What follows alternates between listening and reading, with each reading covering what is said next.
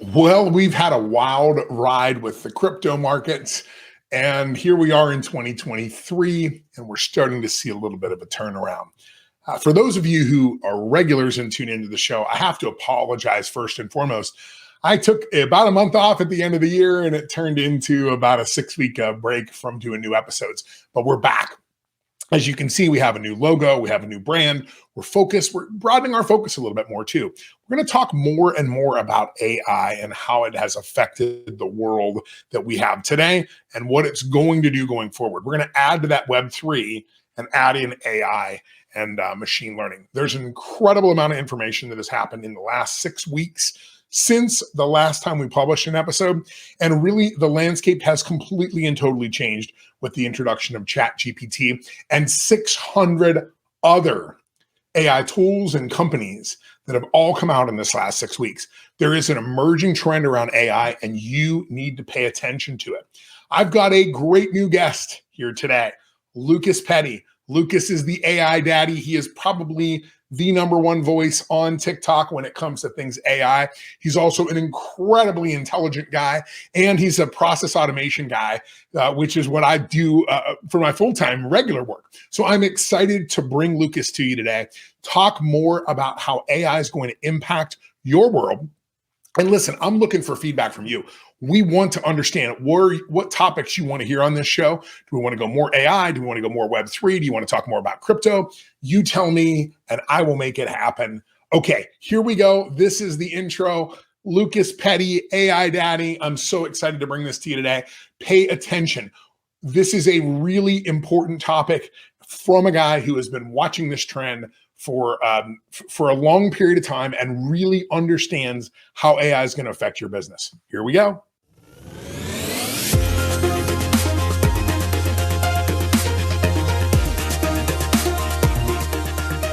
All right, so today we're going to talk about AI, and I'm going to say like my BFF here because I think we've spent 8 hours together in the last 2 weeks since we met, but I've got the AI daddy here with me today. Lucas, thank you so much for joining me. I'm so intrigued by this whole entire topic of AI. As you know, I've been fascinated with it. Anybody that knows me knows I've been fascinated with this since it first came out. The announcement of Chat GPT Plus today, which is, coming out really, really soon. Lucas, let's talk about AI. Let's talk about what the heck it is, where it comes from, all those kind of things. First and foremost, welcome.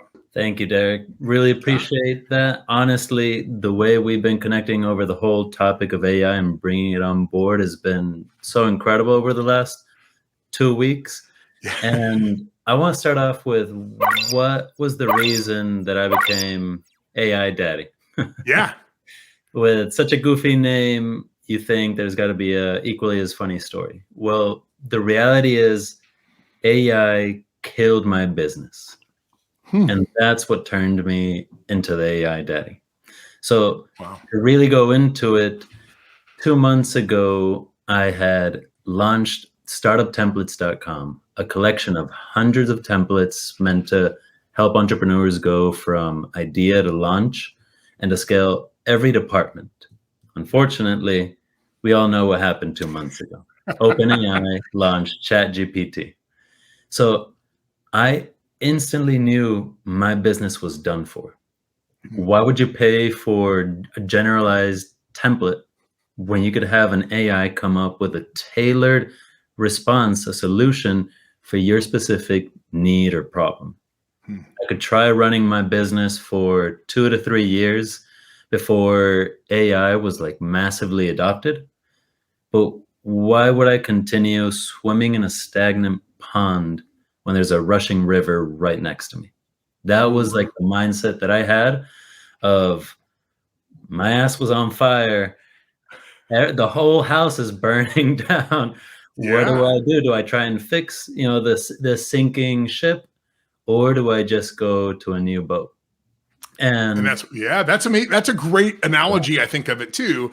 I've always been fascinated by the fact that even December 1st of last year, people were still saying, well, the only thing that AI won't be able to do is replace, creative writing and art and those kind of things. And the first things it just totally wipes out were creative writing and art. I mean, the Reddit forum around original art right now is just blowing up. I watch it every day because it's total chaos. They don't know anymore what original art is. They can't figure out, people that do more anime style paintings, when they post them to the art forum, they get deleted because everybody assumes it's AI, even if the person can show their progress work. And it's like, no, here's the outline, here's this. And they're like, well, you could have just asked an AI to do that. Yeah. And showed you the progress work. So people are showing time-lapse videos of them doing the work. And they're like, you could have had an AI program to do that. And it's like, exactly. Wow. I mean, we've come a very long way in a very short time. Yeah. Well, the funny thing is, within 5 days, ChatGPT had over 1 million users. Yeah. And it was at that point when I saw that headline in the news that I fired my whole team and I completely pivoted to the AI space. Ironically, see, Lucas, we hadn't talked about, I didn't realize, yeah. I mean, I knew you had the business, and I know we've talked about startup templates. I didn't realize that you've actually made that radical of a change in your lifestyle. You have completely abandoned your business and went anew because of what you saw with AI. Yep. And for the last 2 months, I've just been diving deep. My reason for creating social media content was because I wanted to learn as quickly as possible. And from my experience, when I learn the best, when most of us absorb things, is whenever we have to explain them, whenever we get to teach them. And so I just built the social media accounts to start talking about artificial intelligence. As I learned things, I'd share them.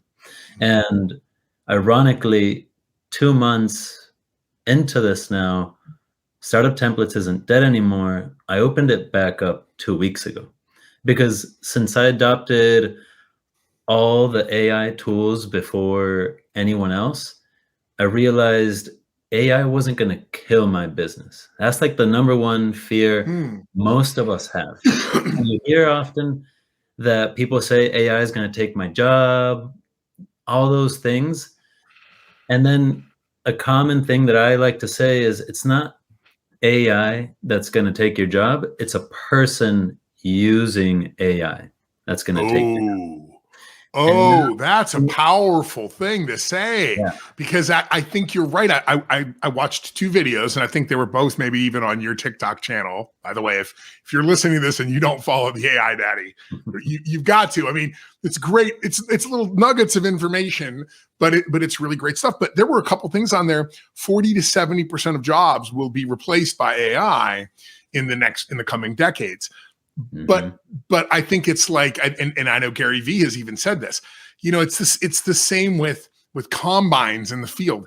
There wasn't mass unemployment, I mean, there was a shift and a change. And to your point, this sort of prompt engineering is where it's at, right? We're moving towards a world where knowing how to work hand in hand with the AI and not resist it is where we're going. Ooh, I love that you brought up the prompt engineering. I'll go into it into a second, but I want to tie up how I said it's people using AI that are going to take other people's jobs, and not just AI by itself. Yeah. It is going to be businesses using AI that are going to basically triumph over all the other businesses in the field. Even if you don't have to be an AI business, it's just about whether or not you're integrating these tools.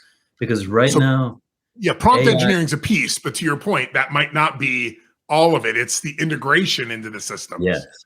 Yes, because like AI might be the most powerful tool in existence right now, but it's completely limited by the user. Like people are still clueless about what they don't know. I don't know what I don't know. And ultimately, we're the bottleneck of AI. And thanks to that, I kind of realized people still need to be guided in the process of building a company, of optimizing their operations, their systems, and all those things, because not all of us think in systems. And since we don't have that natural default, we won't know how to talk or type in the prompts for using an AI tool to give us exactly what we need. You gave me a amazing story earlier where one of your clients was trying to put in a prompt and they said, oh, it gave me a generic answer, and it wasn't in the voice of a woman because she's a woman, and it wasn't like tailored to her answer. You explained to her the things that I've been teaching you, which was, well, did you try writing at the end, write it in the voice of a woman, write it for an audience that's retired, that works in XYZ industries, that whatever thing, you need to become very good at expressing your vision, your thoughts. You know, you see the little painting behind me. You need to be able to say, if you want to get exactly that, you can get it with an AI for generating art, but you need to be able to say the colors you want, the kind of brush strokes you want, whether it's acrylic, whether it's digital, whether it's in the Renaissance, Gothic style. You need to be really good with your words. People are afraid that like art and artists are going to be dead now, but I think all the art is still going to be made. Human beings are artists at heart. We are creators. We're meant to make things, and all it's going to do is change from rather you thinking, okay, in regards to the medium of the paint you might be using, it's going to make us all poets. It's going to make us such amazing communicators, because that's how we use AI to the best of its ability in the form that it is right now. I want to go a little bit in detail on this example because I've been using this example since the first time I got on Chat GPT. And today was so interesting because here's the prompt that I asked. And I might even change the prompt while we're on here to see what it does. But here's what I said. I said, I want you to create a poem about the book Flatland by Edwin A. Abbott in comparison to the allegory of the cave, as if written by a Buddhist monk from modern times who recently was heavily influenced by the Sermon on the Mount. And it wrote an absolute beautiful poem about the Buddha's teachings and the Sermon on the Mount and the allegory of the cave. And then I asked it, this is interesting. I said, hey, can you give me the guitar tab? And it wasn't able to do that just yet. I was like, hey, let's write this in the key of G here. Let's see what we can get. So, but then I said, well, hey, could you take that poem and put it into a female perspective? And it rewrote it really amazingly. The female version was much better. And then I asked it, I said, what was the difference between the two versions? And it broke it down into 4 points. Number one, perspective. The first I wrote from a perspective of a male monk. The second is written from a female perspective. The voice in the first is more traditional and meditative. The second is energetic and assertive. The word choice in the first version, I used the word offer to suggest the sense of wisdom being shared. In the second version, I used the word message to suggest direct, assertive communication. And then finally, it said emphasis. In the first version, I emphasized the wisdom being imparted by the Buddha. In the second, the wisdom was coming from the speaker's own experience, lending her a sense of empowerment. Yeah. Wow.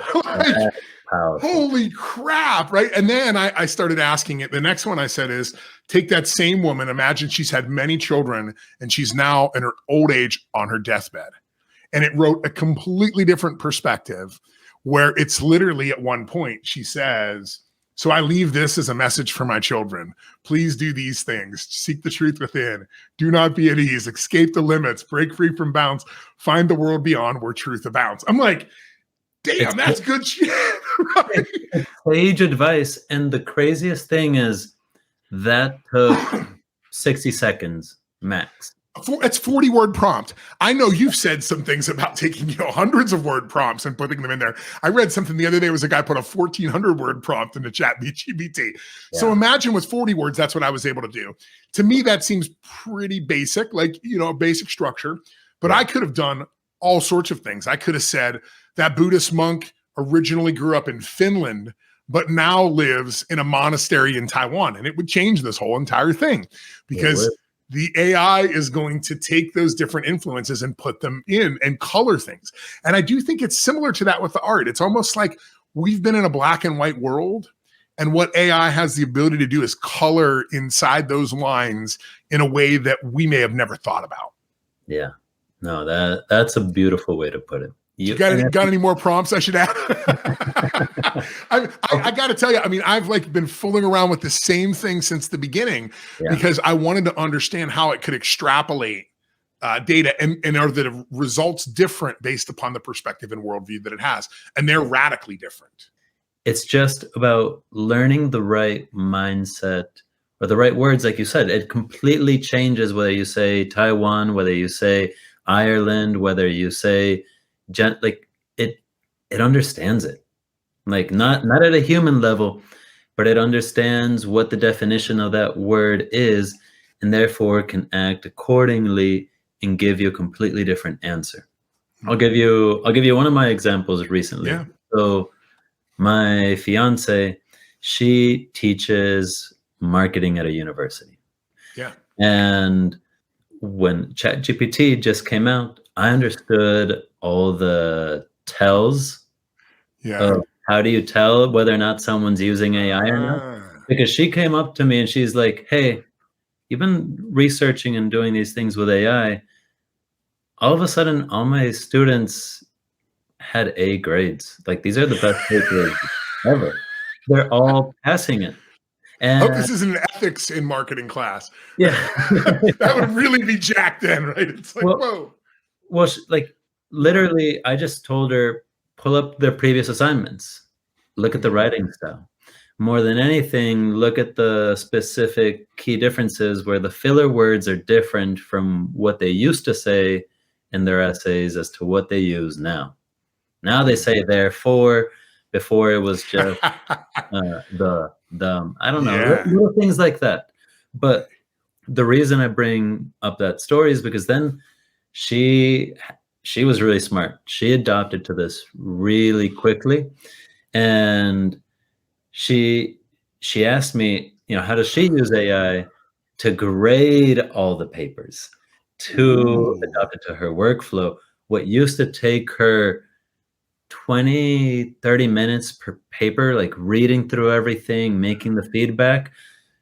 Literally, I helped her automate the whole process to where the student submits an essay, and then we put in the rubric for her class and for the assignment, and we say, grade it based off of this. And we tested it with like 3 different essays. One that she's like, this is clearly like a D grade. This is clearly like a B grade and a C grade, or like a D, a C, and an A, actually. Yeah. And the AI graded them exactly in the grade that she wanted. And it took a couple seconds. And she then asked them to give it feedback. We've put this all into like a workflow that does it all automatically. But then when we did the A grade, it gave incredible feedback. When we went to the like C grade, it was good feedback too. But for the D grade, it basically said, "You're stupid." So that's awesome. Back to the prompt engineering. Yeah, we had to adjust it to say, "Hey, give the feedback in a kinder tone, more constructive." And that's where we started to play with it and realize, okay, this is how we do it. And then give me a bullet point list, make it so it's an email friendly thing. The whole thing, I think now what was a couple hours, because she has like 40 something students. Less than first time's probably an hour, right? And next time is 10 minutes. Yeah. Less than an hour for all of it, but just because she needs to double check. Super. Well, right. Yeah. And my question for you is this, and this I'm so glad that we're going this direction, because right now, when I go to Chat GPT, it understands them in a dialogue. So I can reference an earlier point and ask it to extrapolate, and it will do that very successfully. Many times I've been like, I have to copy the poem, but no, I can just say, hey, in relationship to the poem we talked about previously. But at some point, I have to assume, and maybe Chat GPT Plus will be doing this, that it will learn from me. And I just ask it. One of my favorite little toys is a Galton board. Anybody that knows me knows I love these. I love this sort of idea of the standard deviation and how the beads always fall in the bell curve, right? So I just ask it to rank a series of numbers on a Galton board. And of course, it's like, hey, I can't draw anything, but it goes through explaining exactly how I would do it, where the numbers would be, the whole entire works. Yeah. So at some point, right now, we're talking to something that isn't learning from us, or at least from what we believe it isn't learning from us. But the next level here is that every time it engages with us, it knows more and more about what we're looking for, right? Yeah, absolutely. Honestly, I love that you brought up the ChatGPT Pro. I'm sure we've all heard, and if you haven't, here's some really interesting news, how ChatGPT has passed like the MCAT. Yes. It passed the SATs, all those things. The Google programming test. Yeah, it's passing everything. The newest headline that I saw that blew my mind was ChatGPT passed Google's coding interview. Yes. For a level 3 engineer, which has a salary of $183,000 a year. Or ChatGPT Pro, I think is going to come out to about $20 a month. Yeah. If you don't think that's worth the investment, what's wrong with you? Google's willing to pay almost $200,000 for it without even realizing it. Yeah. Because that's how valuable it saw it through just the interview process alone. Obviously, Google's terrified right now and trying to work on its own AI solutions to not fall behind Microsoft and everything. Did you see the Microsoft leak over the weekend that supposedly is going to be announced tomorrow? And that is the Bing Chat GPT integration. Yeah. And over the weekend, there were about 1,000 users. I've seen on Reddit that mistakenly got access to it, and some of the comments were people were like, I used it for 20 minutes, and it broke the way I think about the internet. Like I can't even use Google now. Yeah. Like I'm sitting here like some sort of ape going, why is it not working? Like, because Microsoft spent a ton of money to get access to this, but they set just 50 minutes ago, they have a surprise announcement tomorrow with the integration of Bing Chat GPT expected. I'm going to tell you, I haven't used a Microsoft search engine in 15 years. I'm downloading Bing tonight. I think, I hate to say it, Google, if you're watching, but you missed it, right? I mean, and listen, that doesn't mean that you can't catch up, but Microsoft, I think, has something here that is going to be really detrimental to Google's business. Well, actually, it's not so much that Google missed it, because one of the things I recently did with AI is I compiled a list of over 600 AI tools. I saw that on your TikTok. Yeah, and I gave it away for free to everyone because to me, like right now, knowledge, like information should be free. I went through that list as I was building it. I learned that there was a lot of small projects that haven't really been promoted, haven't really been talked about. There's a large amount of them that they're funded by Google, by Alphabet. And they have a lot for drawing. They have one that's an AI for email. And the way it's completely, like they haven't released it. They only allow people at Google to use it because they just thought this is so powerful. Let's take advantage of it as long as we can. But it would just analyze all the emails that you had with a certain person. Yeah. And based on that, it would be able to figure out, okay, this is a person who likes to negotiate based on the facts. They require data. They're more of a logical thinker. This is how you'd basically sell them on something. And the AI for emails would make an email just like that. And their close rate is supposed to be insane. So I can imagine. They have all these AI tools. It's just OpenAI was kind of the first to put it out to the public. And I'm not sure exactly, like Google's also said that they're going to be releasing something soon. Yeah. It's going to be the equivalent of a Chat GPT competitor. Thank you, Lucas. For people to find you on social media, AIDaddy.io. On YouTube, on Instagram, on TikTok, they just have to look up AI Daddy. AI Daddy, and look for that mustache. That solves it every time, right? Because you are very identifiable. Like, you know, you're gonna find him if you look for the mustache. All right. Well, thank you all for joining us, and until next time. Thanks for listening to The Convergence. If you want more information about the topics you've heard here today, reach out to us at theconvergencepodcast.com.